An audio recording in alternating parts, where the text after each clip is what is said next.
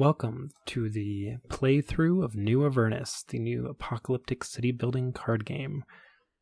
So what you're looking at right now is on Tabletop Simulator, and it's a free mod that you can download to play. This is the total play area. There are 4 factions you can play as, and in this particular game, I am playing the Transporters, and the co-creator of the game, Asher, is playing as the Architects. So we each have our own play area, which my little red cursor is floating over there.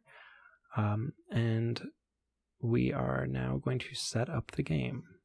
So over in the corner of the table here, we have the rules so that you can absolutely, read through the full game rules. It is a couple pages, but it's pretty straightforward. So, on our board here, you can see that we have 3 unique cards. These are buildings that are unique to our faction. And over here are our resources and our starting pawns. So we are shuffling the decks, and then we are grabbing cards from these decks to fill up our grid. These are our ruins. Throughout the game, we will use our workers to explore and clear out ruins so that we can build new buildings in their place. The benefit of doing this is that when you explore and you find these buildings, you can save them in your reserve structure area, and you can also get resources for revealing the old building. So we are distributing them, color matching with our boards. So the blue are basic buildings, level 1 buildings, and they are the easiest to explore. And the dark gold color here that I'm putting on, these are slightly better buildings that are worth more and usually cost more. And then the yellow ones go in the corners, and they are the strongest, most expensive buildings, usually worth the most points. So the goal of the game is basically to explore, build new buildings, and then a meteor is going to come and hit the game at the end. And that is going to be when we figure out whose city survives best and how many points you have left over. So we just distributed our board, and then here we have 3 other types of buildings that are always available for you to build: the furnace, the home, and the quarry. These are basic buildings that are available to anyone at any time to build. Otherwise, you can only build buildings that you have in your reserved area or the starting ones that are unique to your faction. So now I am dealing out the occurrence deck. There are these light pink or light red cards and the red cards. We're going to do 6 of the light cards, and then we're going to do 3 of these red cards, and we're going to put this meteor into the red deck. Shuffle that real good, and then we'll put the other ones on top.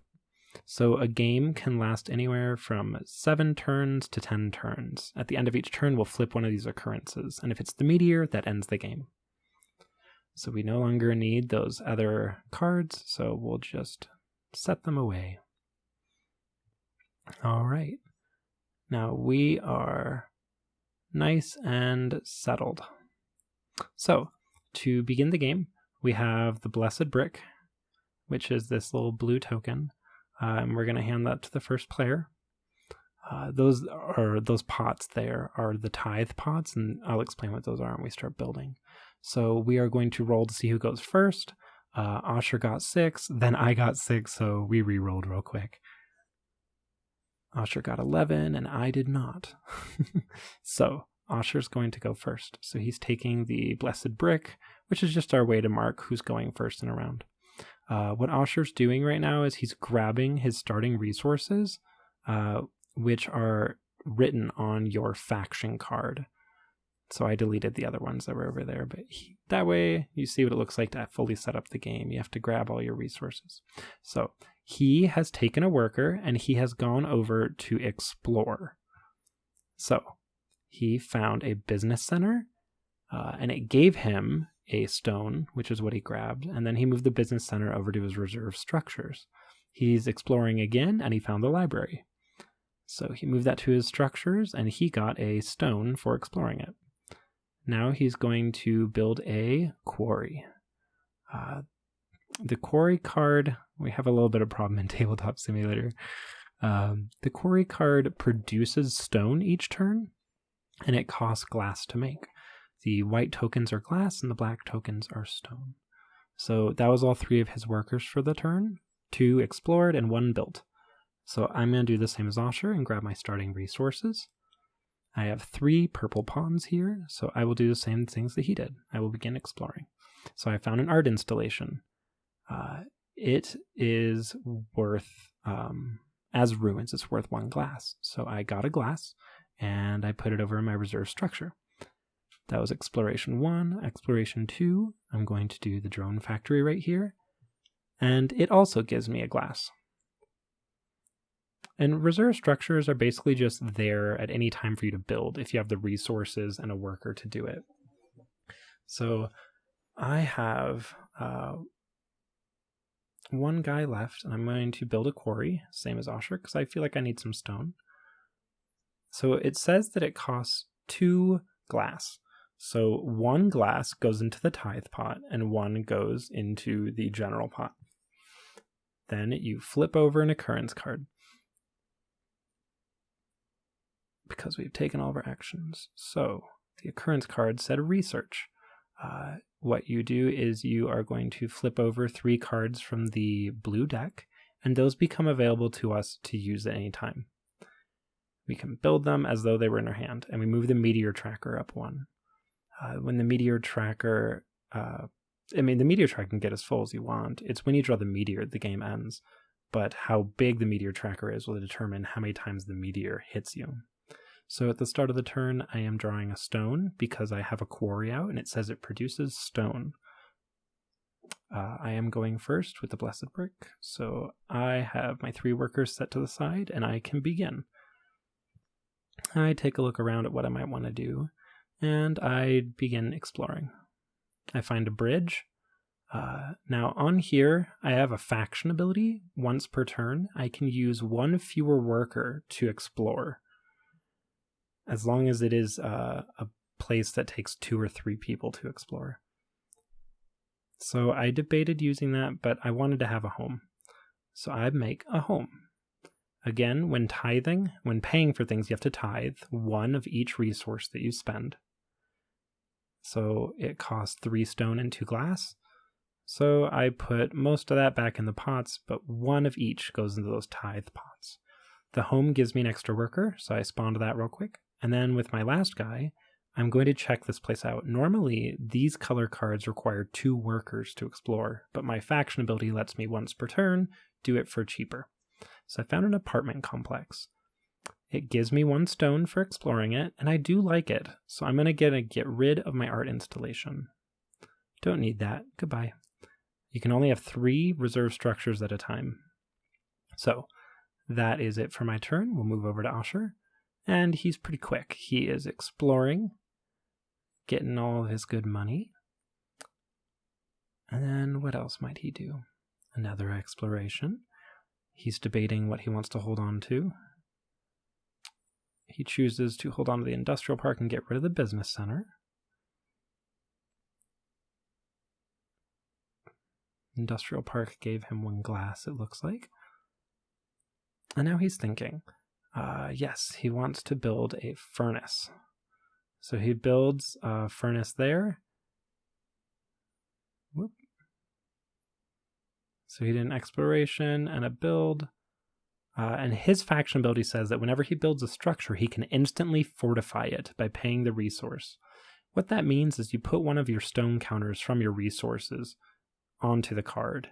And when the meteor comes, if it were to hit your building, instead you remove the stone counter. It's very useful. So this next one, this next occurrence card was Abundance. We move the meteor tracker up 1, and we get 2 resources in any combination of our choice. So you can see that 2 of his buildings have stone on it. That's because whenever he builds a building, he can fortify it immediately, and he's been doing that. He is building his home, so he's paying out for it and tithing. And I spawn him an extra worker there. When you get a new worker from like a card like home, you can't use it that turn. He explores and finds that bridge. And he chooses to keep it. He's pretty fond of bridges in this playthrough.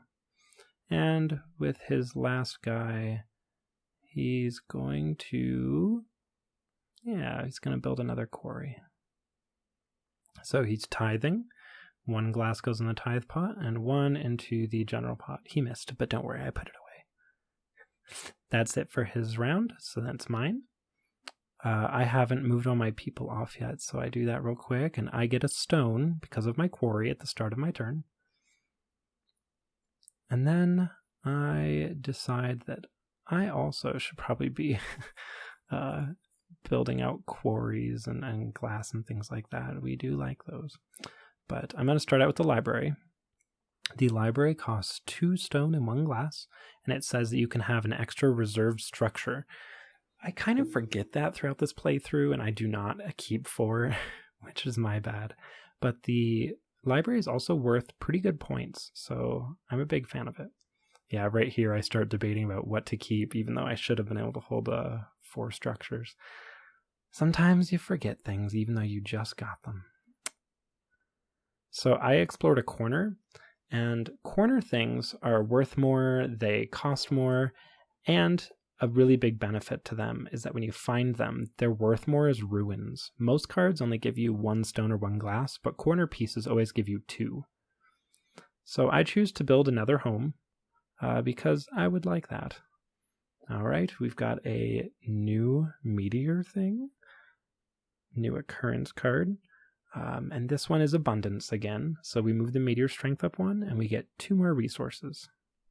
I love that I called it meteor thing. Really helpful. Okay, we start the turn by moving our workers off the board again. Getting our starting resources. I still only have 1 quarry. I don't have much else to produce things. So I'm going to get 1 stone, and that's going to be it for me. Which is a little scary. I need some money coming in. So I am going first. So I'm going to explore really quick. Get 1 glass for finding the city park. The city park is actually worth a lot of points, and I should have done something to keep it here, but I didn't. And then I'm going to explore this corner. Corner pieces, again, are just so helpful. And because of my faction ability, I can explore them with just 2 people instead of 3 once per turn. So I get to go through my corners a lot faster than Asher does. I choose to get rid of bridge, to hold on to the watchtower, because these corner buildings are just really good. And then I remember that I have things in my hand, and I probably should be playing those. Sometimes it's easy to forget even the most helpful things. I want to start getting more resources, so I lay down a quarry. Quarry produces stone, but it costs 2 glass, so I need to pay that out. 1 glass into the tithe pot, 1 back into the general pot, or the bank. And then I think about it for a little bit and realize that I really do not have the money to play the lookout tower, which I should have played earlier. So I choose to go explore. I find fortification and decide to toss it. I don't want to hold on to it, but it does give me a stone, which is pretty nice. So Asher's turn. He's going to use 3 workers to go collect a tithe pot. A lot has gathered in there, so he gets all that glass. These are the turn actions you can take. You can explore, build, fortify, or beautify, or the collecting tithe option. And so he spent 3 workers to go get a bunch of glass, which meant he only had 1 worker left, but it was worth it to get all those resources. He then builds a bridge. The bridge allows you to immediately explore next to it using 2 fewer workers. So since the one to the left only required 2 workers to explore, it was free. He explored it and found the theater. So that's some resources for him. That's it for that round. So I'm going to pull my guys off the board, and then it is my turn to flip the occurrence card. So I come on in here, flip it, and we got stone fragments. Each player places a stone on each of their corner spaces. Collect those when you explore that space. If a corner is already explored, you get the stone immediately. So lucky me, I get 2 stone automatically because I've already explored 2 corners. And the meteor tracker went up by 1.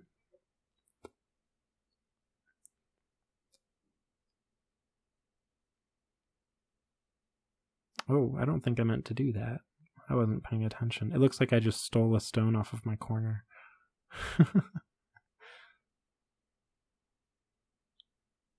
So Asher is going first this round.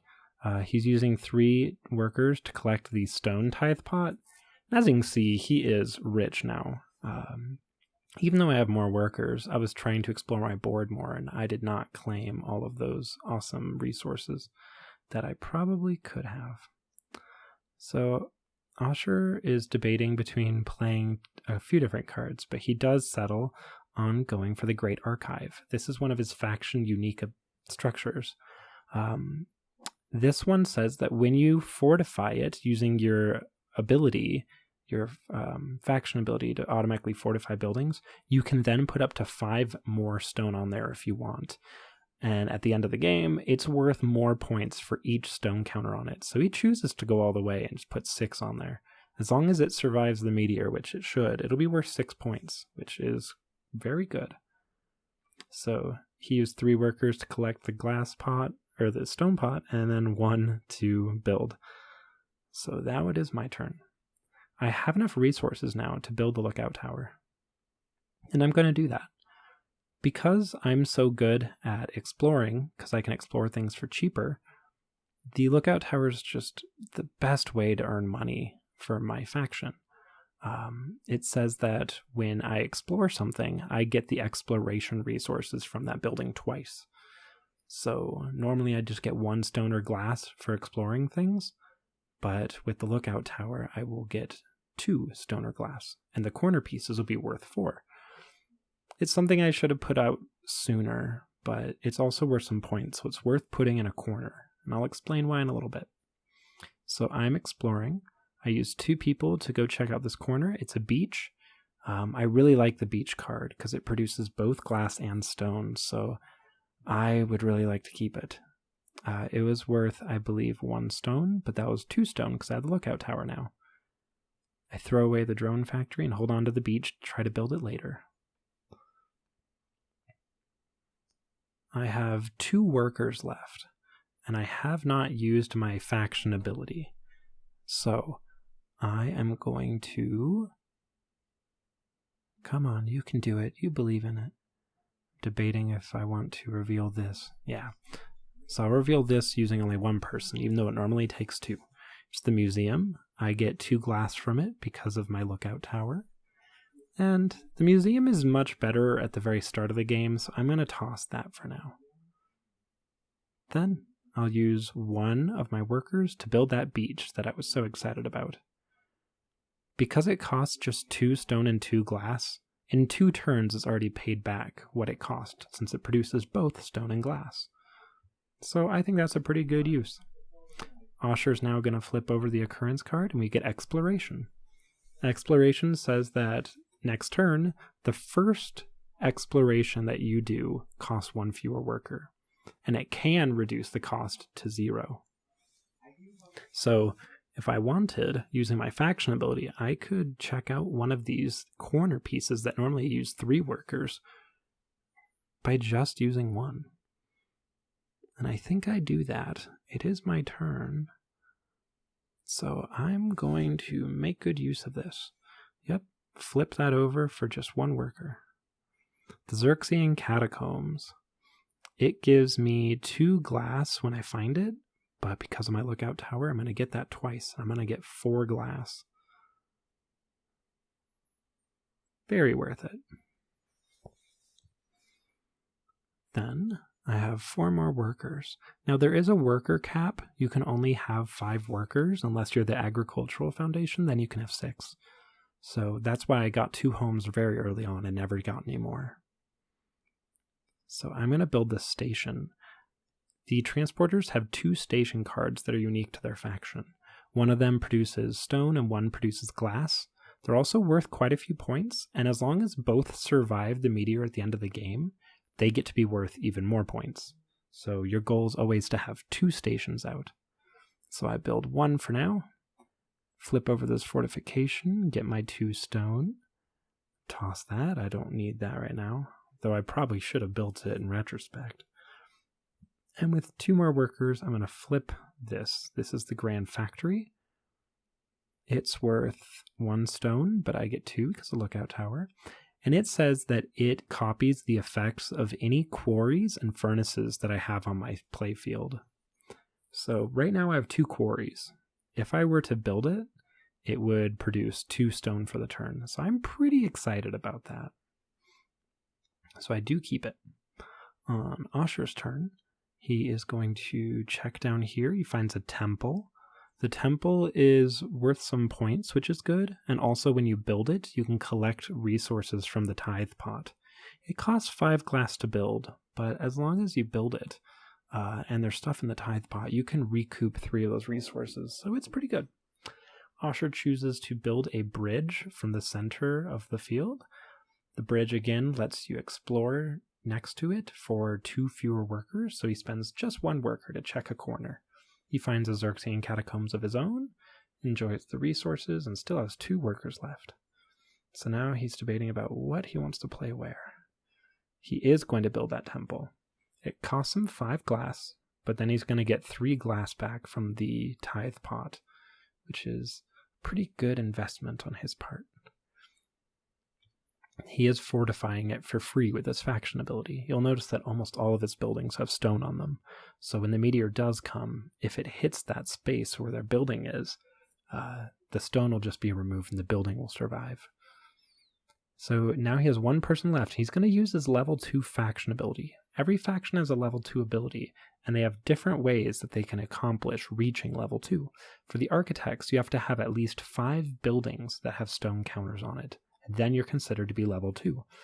Then, with your level 2 faction ability, you can use 1 worker, which is all he has left, to gather as much stone and glass into your resource pool as you have on your buildings. And he had 11 stone across all of his buildings, so he got quite a lot back.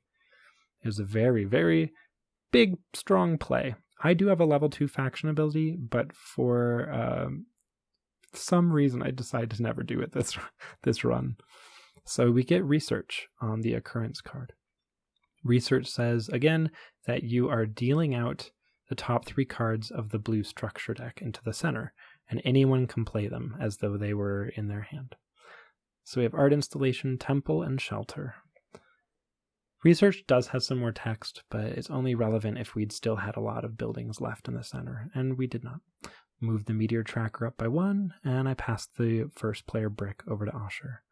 I go ahead and start gathering my resources for the start of my turn. Asher thought that he had the brick already. So the occurrence deck, remember we had the red cards and the light red or the pink cards. We are out of the pink card phase. The first 6 turns have been passed. So now all we have left are red cards. That means the meteor is in one of these final 4 cards of the occurrence deck. So the game could end any turn now. Asher has so many resources, but he is still got a lot of stuff left on the board here. So he flips over his corner piece, and he's losing stone. It's just kind of falling everywhere. He finds a highway card in the corner. The highway card is a pretty good point card. It's worth 3 points. It costs a lot to build, but it produces resources, and it's worth more points for every bridge and road that you have built. He's built 2 bridges, so it could be a pretty good play to put it down. So he explored, and I missed what his last action was there, but he only has 4 workers still at this point. So I gained a lot of resources this turn. 2 stone for my quarry, a stone and a glass for my beach, and then a glass for my station, which is what I just grabbed there. I had forgotten to grab that.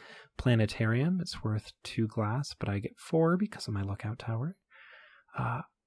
The planetarium's worth a lot of points, but that's about its only benefit. I don't care about the text on it right yet, so I toss it. I want to keep the other ones I already have. Now that I've explored that, I've got 3 workers left, and I decide I want to build my other station. I'm going to put it in the top corner. Corners are the generally safest places because the meteor's least likely to hit there. I'll explain that when we get to using the meteor. So it costs 4 of each resource, which I pay, with 1 going into each tithe pot.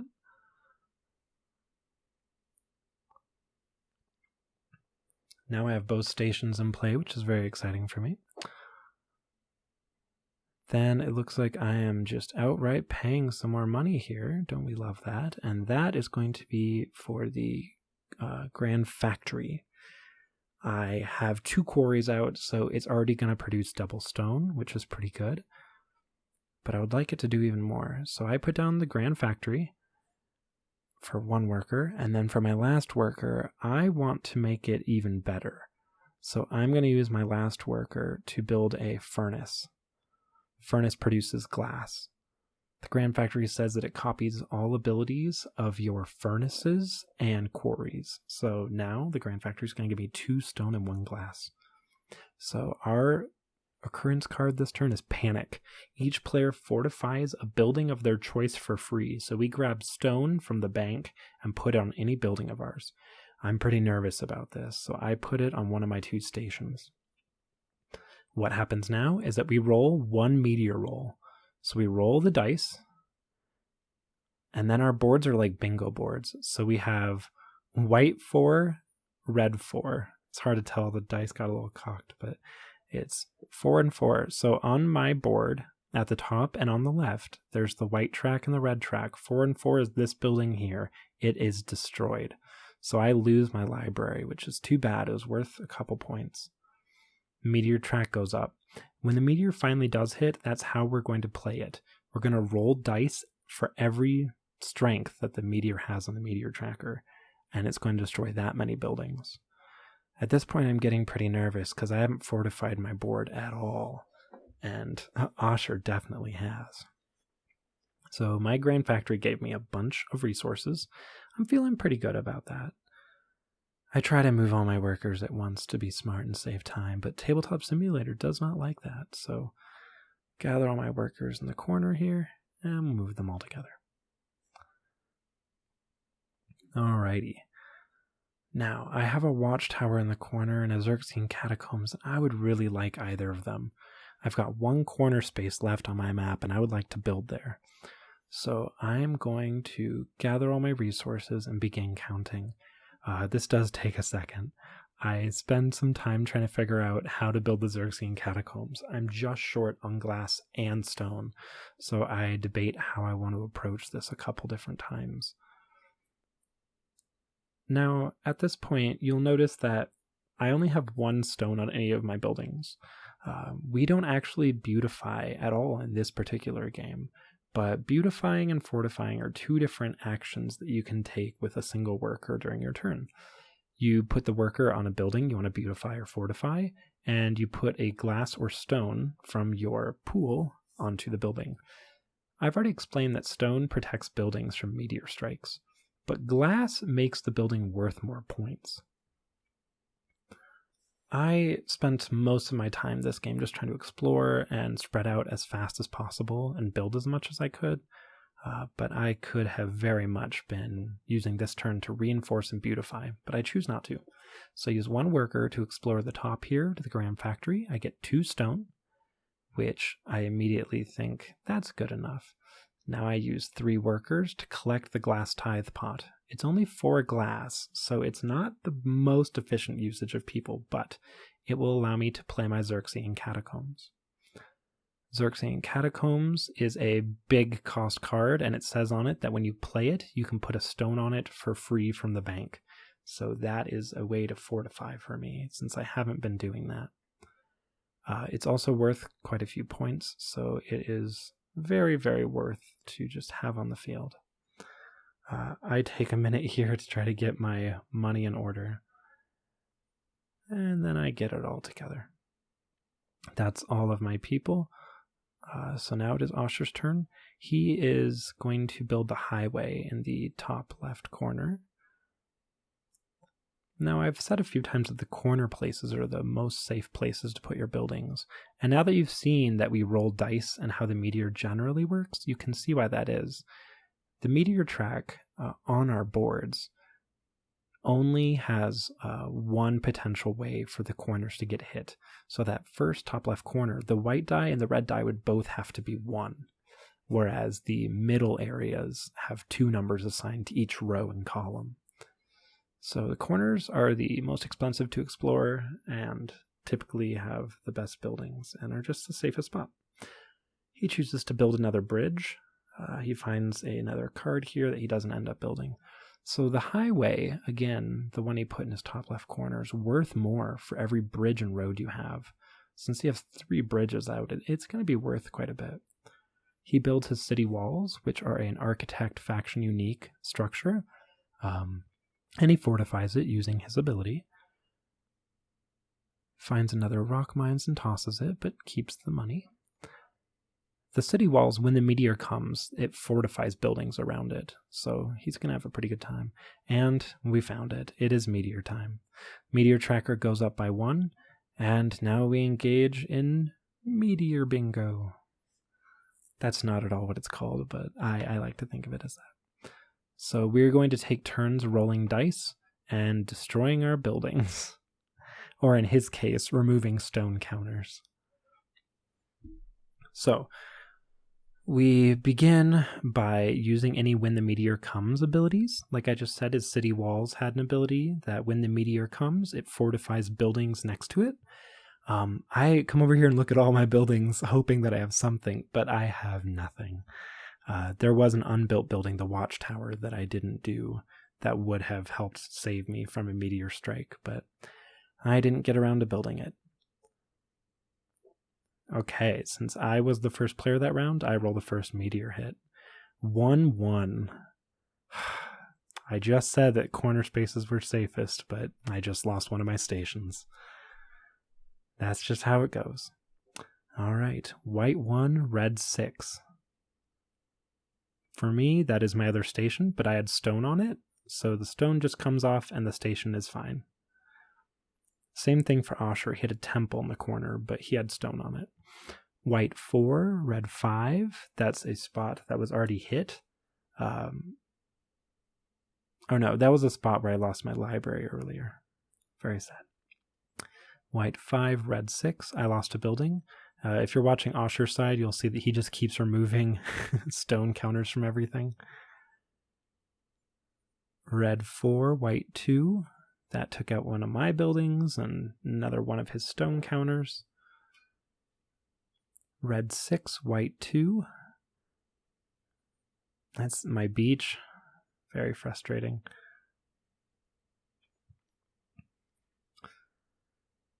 White 5, red 4.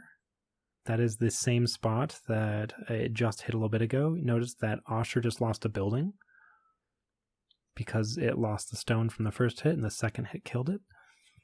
3 white, 5 red. That was another spot that it already hit once, and so it finally destroyed Osher's building. And note that every time that we rolled the dice, we moved down the meteor tracker until it reached 0 just then. So now that we've done all the meteor rolls, we're looking at our cards and adding up. Unfortunately, I only ended up, I believe, with 16 points here. It's hard to see sometimes in this video. It's much easier in the game, but on the cards in the top right is the point count. So I believe I had 16 points, and then Osher ended up with, I believe, 22 or 23. Now, I never used my level 2 ability.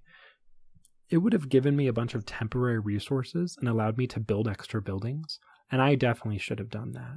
I got too caught up, and I thought we might have one more turn, but then the meteor arrived. So, even though Osher used his very powerful second level ability, and I didn't, the point totals weren't that far apart. We were about 5 apart. If I hadn't lost that top corner station, if I had reinforced it, I would have won with the 7 extra points I had. So that is a general game of New Avernus. We went fairly quickly because we're familiar with the rules, but it was still only about a 30-minute game. For every player that you add, the game does take a little bit longer, and when you first start, it will take longer in general to learn rules. However, that's the game. Pretty quick and easy to play. Hope you enjoyed.